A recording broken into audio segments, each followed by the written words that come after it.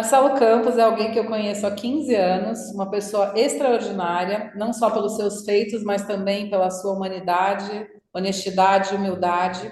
Marcelo, muito obrigada por nos receber hoje na sua casa aí no Chile. Tanto a mim quanto a Jaqueline Rodrigues, que está aqui comigo, também outro entusiasta de esporte de aventura e de trilhas.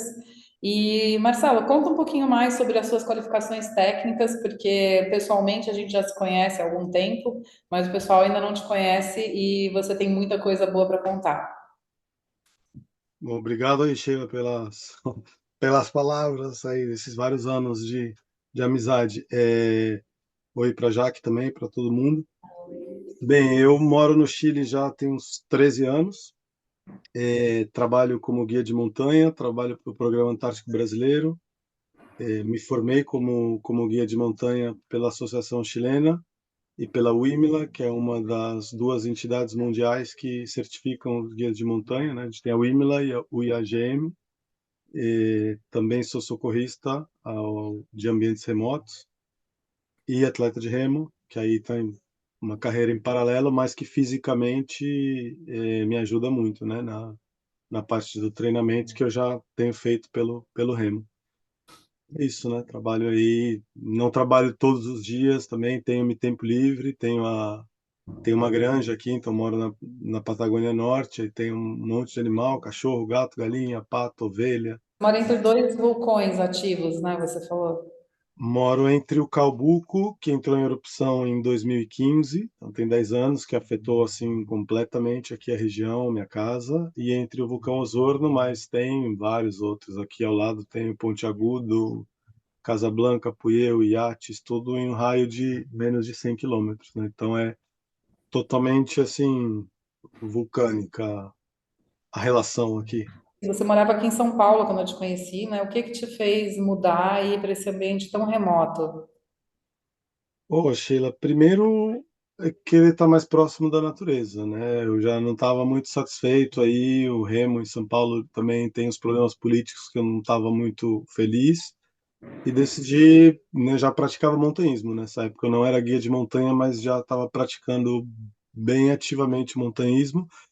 E o Chile, muita montanha, é muito mais seguro que o Brasil e por alguma coincidência eu consegui comprar um terreno exatamente aqui nesse lugar que é ao lado de um lago, então posso remar, posso praticar montanhismo e aí pude me formar como guia de montanha também, né, que tem essa facilidade aqui no Chile, que a gente tem um ambiente perfeito, né? Muito legal. Marcelo, o que que é um guia de montanha e o que que é, por exemplo, um guia local e um montanhista para alguém que está procurando fazer uma trilha em montanhas aí pelo mundo?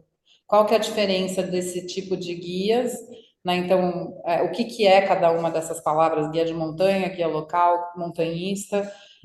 Vamos começar por aí, para a gente poder ter uma Ah, visão mais clara. é, boa pergunta, ô Sheila, porque não é uma atividade regulamentada ou oficializada no Brasil, né? O guia de montanha, ele nada mais é do que um profissional habilitado para guiar alguém em montanha, em ambiente de montanha, com restrições ou não. Porque, como eu falei anteriormente, a gente tem somente duas entidades reguladoras mundiais, não existe outras. E basicamente ou é um guia de alta montanha, que é o IAGM, que ele está apto a guiar um cliente em qualquer montanha, qualquer altitude, qualquer época do ano no mundo, ou é um guia WIMLA, que é o que eu sou no caso, que não estou habilitado a tudo isso. Então, por exemplo, eu não posso te guiar de esqui descendo do vulcão Ponte Agudo, não posso te guiar escalando a parede sul do Aconcagua, tem uma série de restrições que se aplica, né? Mas é uma entidade que certifica de acordo a um tipo de terreno. E isso é um guia de montanha. Então, ele O está nível habilitado. técnico com o nível técnico de cada curso, de cada montanha que você tem, que você fez. É um acúmulo de experiência na vida que vai te trazendo isso, mais os cursos técnicos, E, né? e isso te dá, não, isso na verdade é um currículo mínimo que se pede. Quando você vai se formar em guia de montanha em uma dessas duas entidades mundiais, te pedem que você entre por uma entidade regional. No caso do Chile, é a Associação Chilena de Guia de Montanha, no Peru é a peruana, Bolívia e Argentina, e Equador. Então você, para entrar como ou IMLA ou IAGM, você tem que ter um currículo mínimo.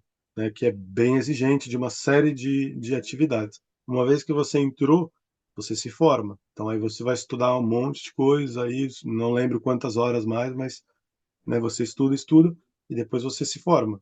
Uma vez que você se formou, você está habilitado para atuar nesse tipo de terreno em todos os países membros. Então, por exemplo, a WIMLA, que é a que eu sou, são acho que 29, 30 países membros. Então, eu estou habilitado a atuar nesse tipo de ambiente, que é pendente até 45 graus, inverno, verão, alta montanha. Estou habilitado para guiar nesse ambiente, nesses países. Então, sou reconhecido nesses países. O guia UIAGM, mesma coisa. Um pouco mais de países, porque é mais antigo, já é uma formação mais antiga, é mais técnica, né? O nível é extremamente alto, também mais perigoso, obviamente, mais arriscado, mas a mesma coisa. Você pode contratar um guia WIMLA ou IAGM para viajar com você. Então, eu quero ir para o Canadá.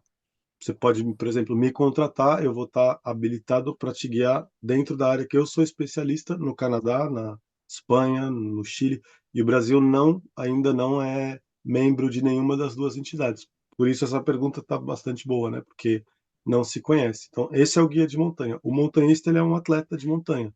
Então, ele pode ser de alto rendimento, como um monte de que a gente tem aí que sobem, fazem recordes, ascensão sem oxigênio, obviamente, para ser considerado, né, uma ascensão realmente esportiva, primeiras ascensões, ou também um montanhista recreativo, né? Não sei, você ou a Jaque, que gostam de ir para um ambiente de montanha, também são montanhistas, e o guia local, ele na verdade se confunde às vezes um pouco com o guia turístico, que ele é uma pessoa que conhece o lugar, vai te levar para um passeio e isso tem que ter muita atenção, porque você não deveria ir a um ambiente de montanha remoto com um guia local. Isso é assim, ou ele tem certificação, qual? Porque ele deveria estar entre essas duas entidades, o IMLA ou o IAGM, não tem? Quem rege, né? Qual país? O país não está associado, por exemplo, o Brasil não está. Então, poxa, vou consultar a Confederação Brasileira de Montanhismo e ver que tipo de guia local é esse, ele existe, ele está certificado em alguma coisa, né, para pelo menos você ter alguma base. Então, essa seria a diferença entre os três, né? Eu entendo então que um guia de montanha, ele pode ser um guia local, mas um guia local de turismo, por exemplo, ele não necessariamente é um guia de montanha. Então é importante ter Totalmente. realmente essa buscar então nas associações mundiais ou se houver a associação regional como existe aí no Chile, e saber essas associações indicam quem são os guias então montanhistas cadastrados, licenciados e até e eles essa associação também chega ao ponto de dizer, por exemplo, até onde você pode ir com esse passageiro, com esse turista, ou é você Não. que tem essa responsabilidade em relação a Uhum. ele, para dizer, olha, por exemplo, eu vou te dar um exemplo qualquer, eu quero ir até aí, escalar ou fazer alguma coisa que você, dentro desses 45 graus que você falou, não está habilitado para fazer. Você vai me dizer, eu não estou habilitado a fazer isso, eu não vou fazer, Exatamente. certo? Isso é o profissional correto, ele vai te falar isso. Você vai chegar para mim e vai falar, pô, eu quero subir todos os vulcões da sua região. Eu vou falar, ok, Sheila, essa é a lista, porém eu não estou habilitado para te guiar no vulcão Ponte Agudo.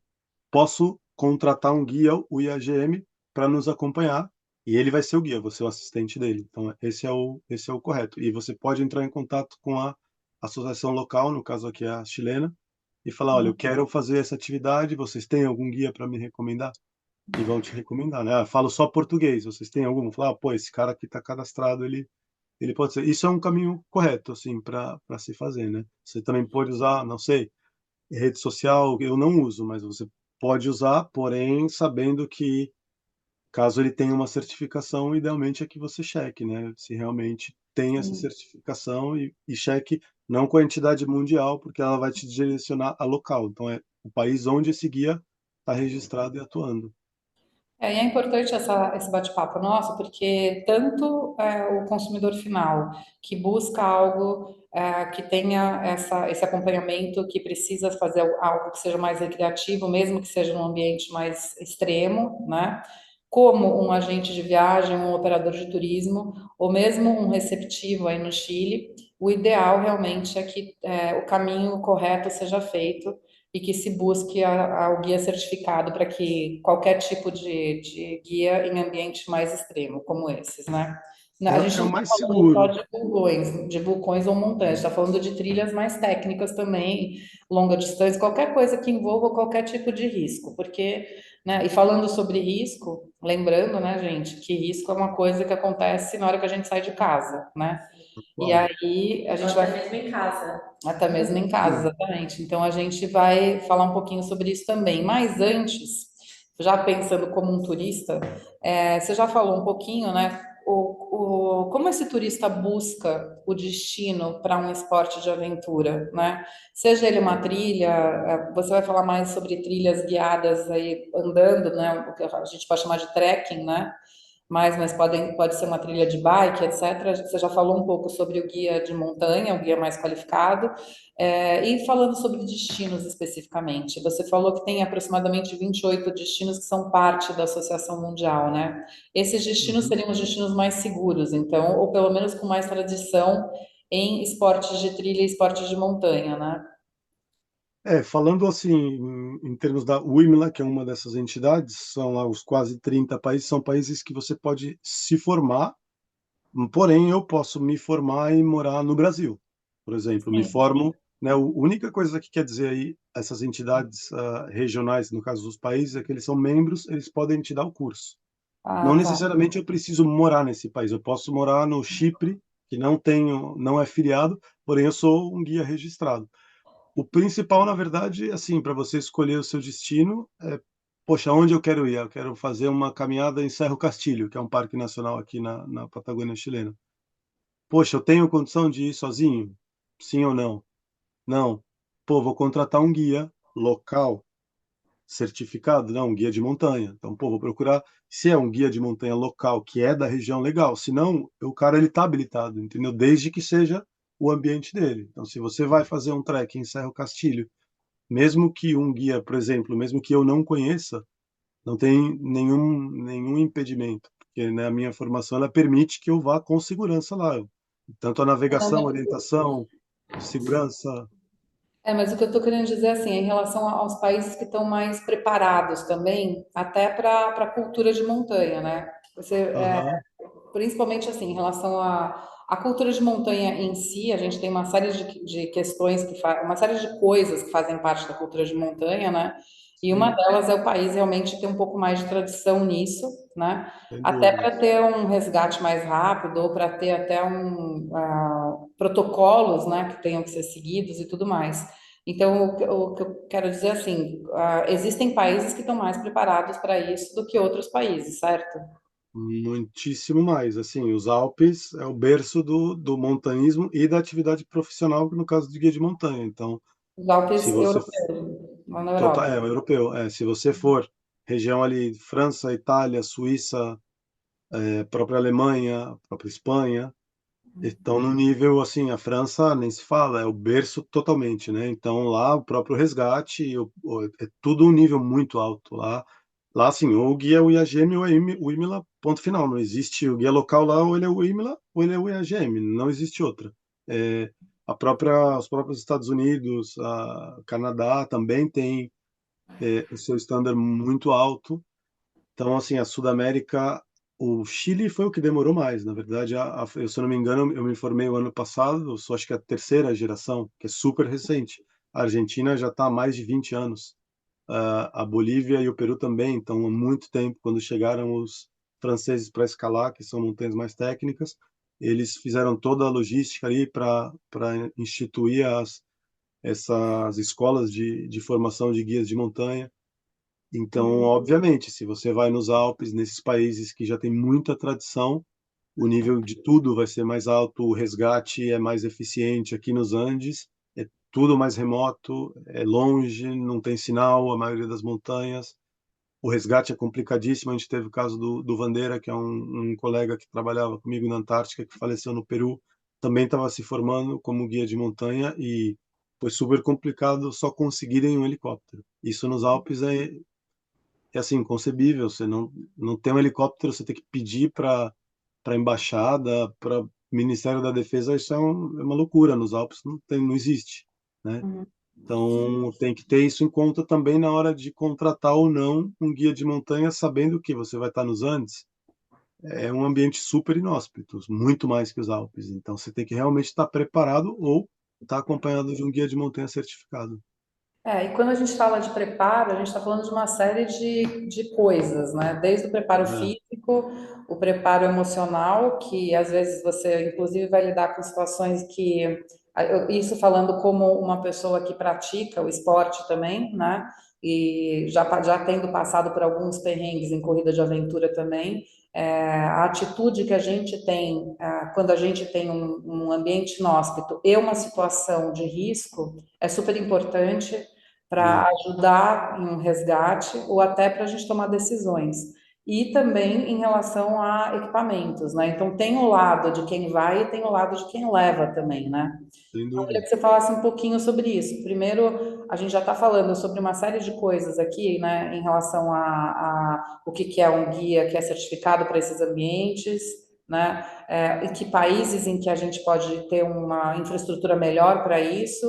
E agora era interessante a gente falar um pouquinho sobre o que você, como um guia certificado de montanha, como você começa a preparação de uma expedição que seja, e até, por exemplo, quantas pessoas você define levar nessa expedição, sendo que você vai estar ali como, inclusive, o socorrista dessas pessoas em primeira instância, né, no momento em que pode ter alguma questão de risco.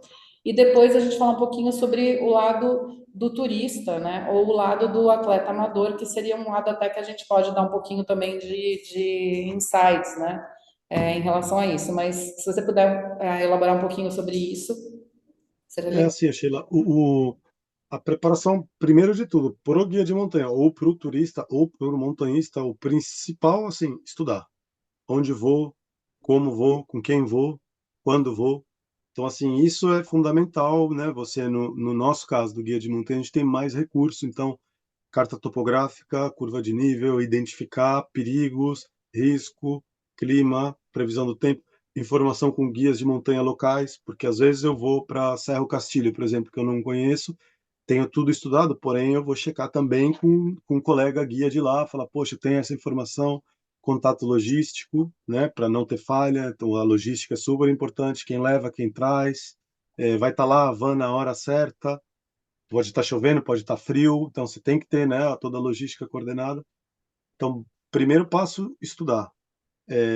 Checar equipamento antes, está em condições? Preciso comprar, preciso alugar, preciso reparar, kit de reparação tenho para o que eu vou precisar, alimentação tenho, como vai ser, o gás, o combustível, que tipo de combustível eu uso, o acesso à água tenho, vou derreter neve, tem que, é, esqueci a palavra em português, deixar água potável, ou não tratar a água, tem risco de animal, que no Chile é pouco provável que algum animal te ataque, tem algum problema com o vizinho, né, cerca, tem que entrar em propriedade privada, tem que pedir autorização, é um terreno fiscal, é limite com a Argentina ou com algum outro país, que aí no caso você precisa de outra autorização.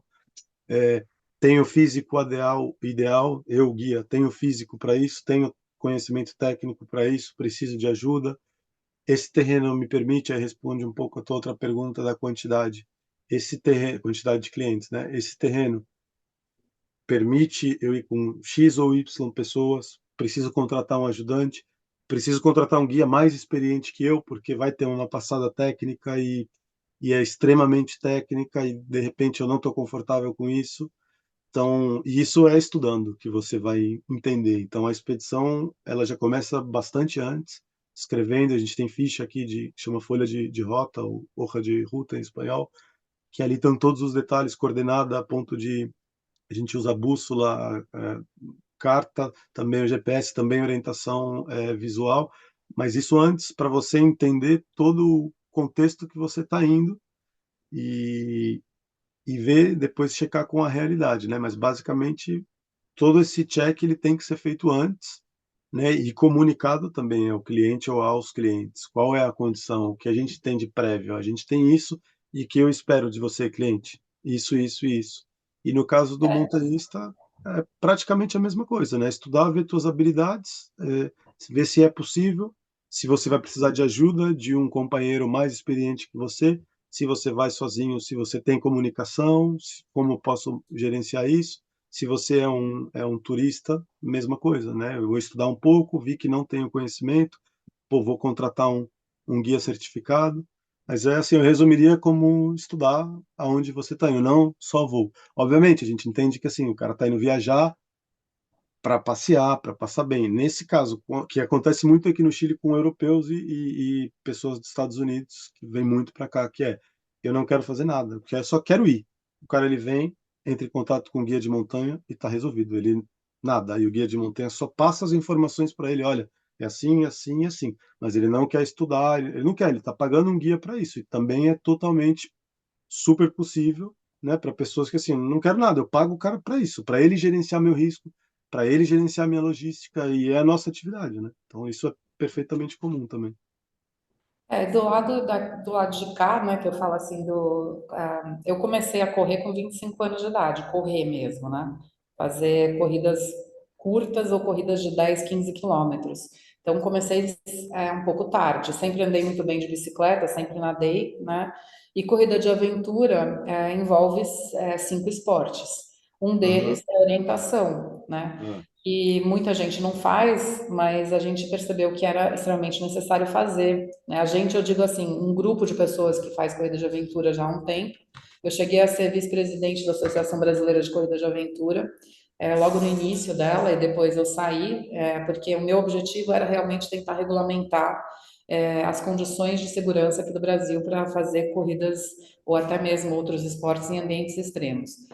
De lá para cá, a gente está falando de quase 20 anos, muita coisa mudou, já melhorou, mas é muito interessante que a gente saiba que aí a gente pode até trazer um pouquinho da experiência da Jaque depois, que a gente conversou um pouco antes sobre isso, mas assim, eu tive que treinar muito, né? Do momento em que eu comecei a correr até o momento em que eu entrei numa corrida de aventura, eu tive que treinar muito, eu tive que aprender sobre alimentação, eu tive que aprender sobre o meu corpo, os horários de comida, então eu tive que ir num nutricionista, né, para me dizer de quanto em quanto tempo eu tinha que comer para que eu não sentisse frio e outras coisas, os equipamentos que eu tinha que levar numa trilha, desde um apito para que se eu me perdesse e eu não tivesse um GPS ou algo eletrônico eu pudesse apitar para as pessoas tentarem me encontrar, né?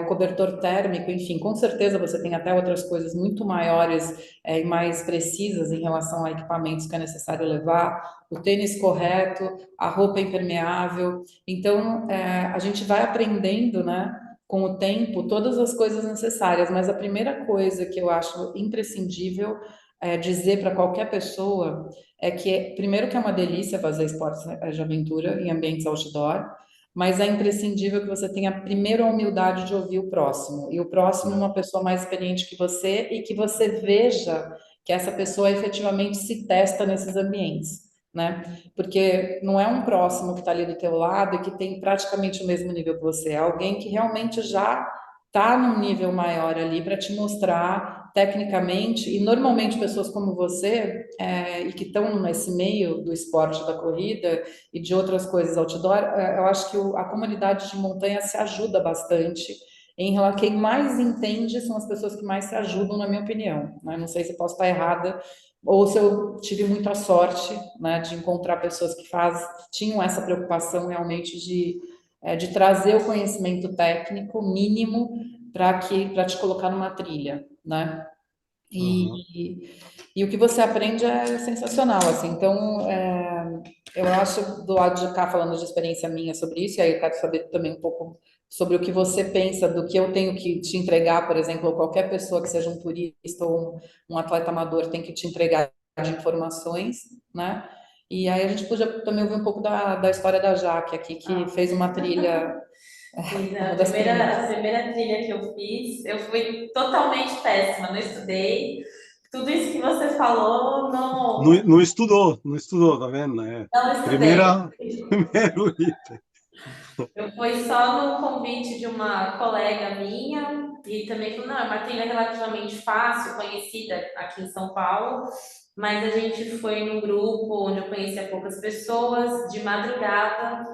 Eu estava sem tênis apropriado, sem roupa apropriado, e essa minha amiga, contrariando o que hoje depois eu vi em trilhas, que o pessoal se ajuda muito, ela foi embora e deixou a gente, quem ficou com a gente foi o guia que estava nessa guiando, né, essa expedição. E ele foi super presente, ajudou muito, nos tranquilizando, né? Mas assim, passei frio, eu tava com, só levei saco de dormir, não tinha protetor térmico, não tinha roupa adequada. E apesar disso, foi uma experiência muito legal de superação, quando a gente chegou lá no final, a gente viu o sol nascendo.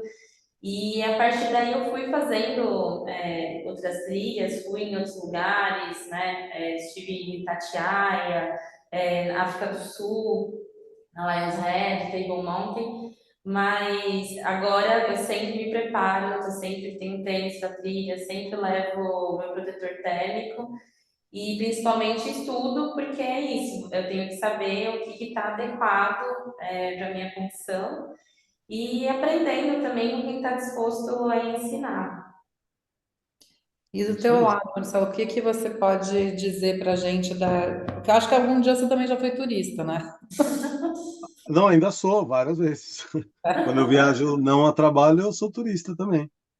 Sim. E qual que você acha que quais são os acertos e os erros, assim? O que que você apontaria? Porque a gente já conversou também algumas vezes sobre isso e a gente sabe, né, que às vezes um erro como, por exemplo, não ter um tênis adequado ou não ter algo que te dê um pouco mais de suporte ali, pode ser fatal, né? É, mas eu acho que o que vem antes disso é a honestidade, ô Sheila, Jaque, porque muitas vezes, eu pelo menos no meu caso aqui, às vezes o material você adapta, você empresta, agora quando a pessoa ela não é honesta no sentido, ela fala mais do que ela fez, ou a outra palavra talvez, não sei nem se seria honestidade, bem, às vezes meu português ele vai, vou me confundindo aqui com as palavras, mas às vezes você não entregar a informação correta para o guia, ou você ir com, sabe, esse tipo de atitude que você já fez, não, eu já fiz, não, eu entendo, não, eu conheço, não, eu sei.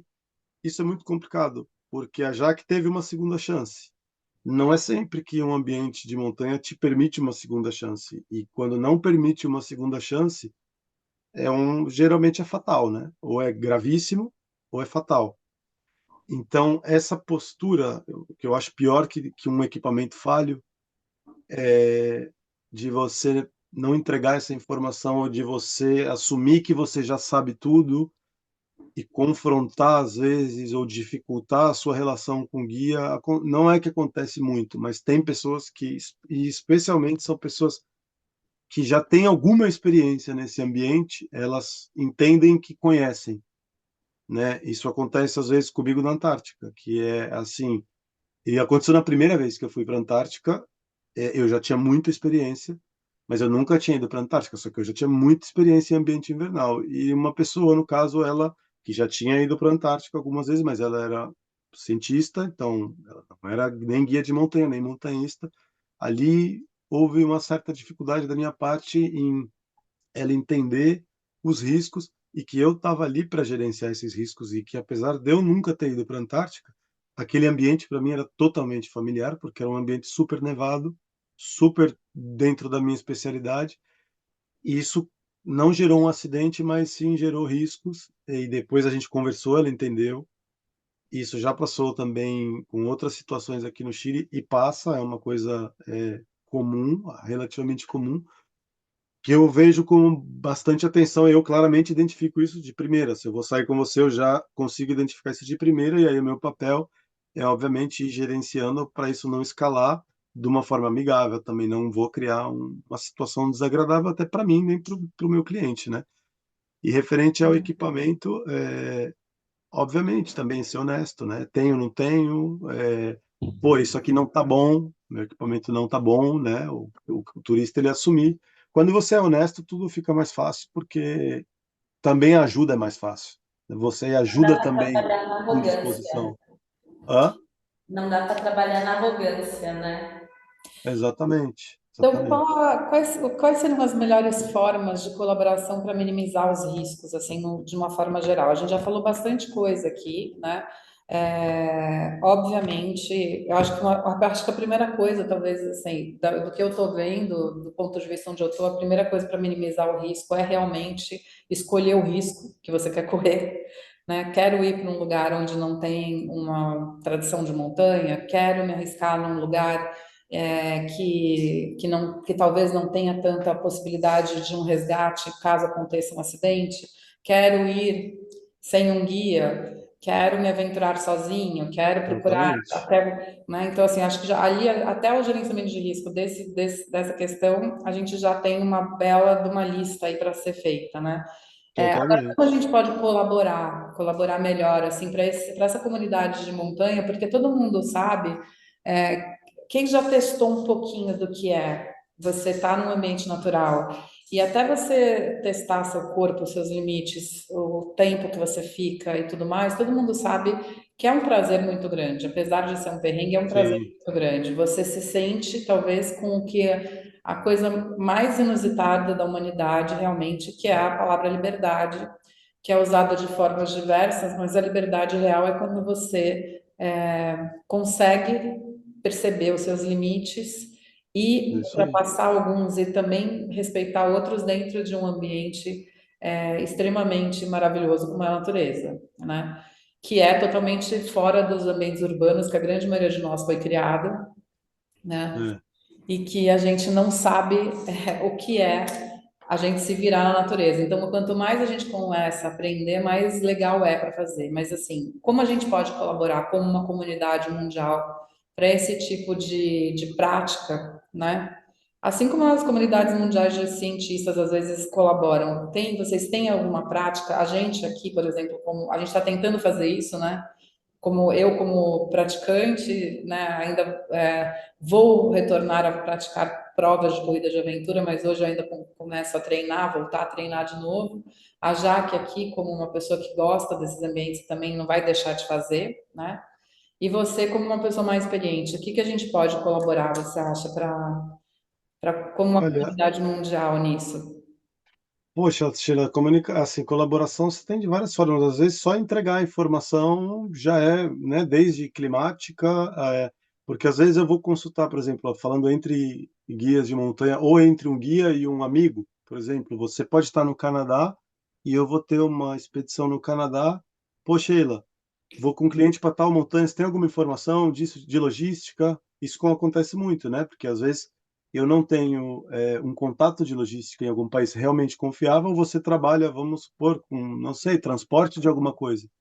E eu consigo esse contato com você, então tem muito tipo de informação que ela pode ser compartilhada e ajudar esse círculo, né? Que está no montanhismo, que está na atividade guiada, desde a logística, desde a recomendação de restaurante. Pô, vou com um cliente que adora comer frutos do mar, Sheila. Pô, tô indo para o Canadá, tu sabe algum lugar que assim que eu posso levar? O cliente é um cliente, né, nível super top de exigência, desde material, às vezes, pô, eu conheço uma empresa que repara barraca, conheço uma empresa que vende, pô, saco de dormir barato, ou, pô, sei de uma informação de avalanche, conheço o cara que faz o estudo de avalanche em tal lugar, médico, nutricionista, então tem uma série de informações que podem ser trocadas entre amigos, entre comunidade, entre clubes. A gente aqui, entre as associações sul-americanas, existe num nível mais alto, talvez do guia de montanha, mas entre amigos, assim, né? Entre colegas um pouco mais próximos. Pô, fiz uma expedição, conheci um cara,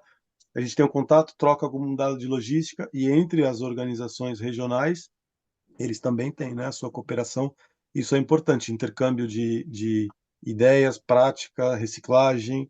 Isso também pode ser feito no nível montanhista ou no nível turista, né, que é você encontrar teus amigos e, pô, vamos ver nosso material, vamos reciclar, vamos trocar, vamos melhorar. Pô, vou passar o meu que eu não uso para você. Uma série de coisas, na verdade, aí podem ser feitas nesses três níveis, né? É incrível isso, porque eu acho que se as pessoas tivessem as informações necessárias, justamente por isso, por essa questão de colaboração mesmo, que eu acredito piamente que esse é o futuro da humanidade, para que ela possa continuar existindo, inclusive. Tomara.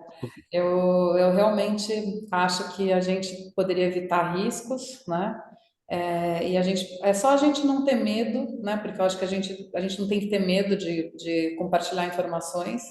Sempre vão ter pessoas que têm atitudes erradas, né? Sim. Diversos motivos, ou por ignorância, ou por falta de conhecimento, ou por ego, né?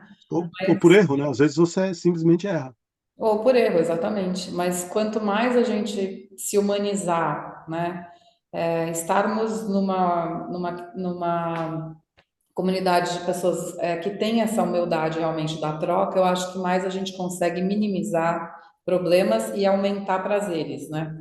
E aí, É isso aí. falando sobre isso, eu queria que a gente desse aqui um depoimento, cada um de nós, pelo menos, né? Do porquê que as pessoas não podem desistir tanto dos esportes de aventura quanto do turismo de aventura, seja ele um turismo de aventura mais suave, mais arriscado, né?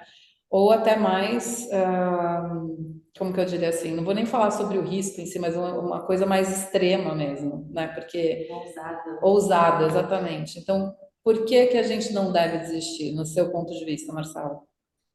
É, acho que você tinha até comentado algo nesse estilo, nesse sentido aí, mas a conexão com a natureza e com você mesmo, assim, é nesse ambiente, né? Não acho que num ambiente urbano seja tão fácil e tão real.